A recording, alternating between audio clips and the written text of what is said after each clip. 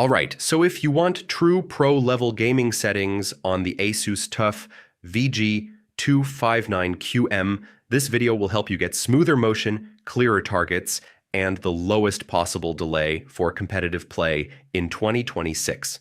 Pro settings aren't about making games look cinematic. They focus on visibility, speed, and consistency.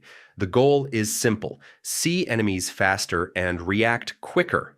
First, open Windows Display Settings, go to Advanced Display Options, and set the refresh rate to 280 Hz.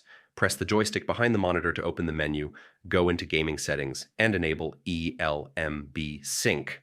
This reduces motion blur while keeping gameplay smooth and tear-free. Set Overdrive to level 60. This is the sweet spot, fast response without overshoot or ghosting. Make sure Adaptive Sync is turned on. This keeps motion stable and prevents screen tearing during fast movement. Change picture mode to racing mode. Then set brightness around 90, contrast 80, and keep sharpness near default for clean edges. Enable Shadow Boost at level 2. This helps reveal enemies in darker areas without washing out bright scenes.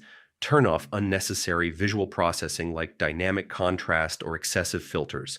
These can add delay and reduce consistency. Here are the recommended pro gaming settings: refresh rate 280 Hz, ELMB sync on, overdrive 60, adaptive sync enabled, racing mode, brightness 90, contrast 80, and shadow boost level 2. Keep your in-game FPS stable and disable motion blur inside games. Consistency matters more than ultra graphics when playing competitively. And yeah, that's the pro setup for the ASUS TUF VG259QM in 2026. Quick adjustments, big competitive advantage. Like the video if it helped, and I'll see you in the next guide.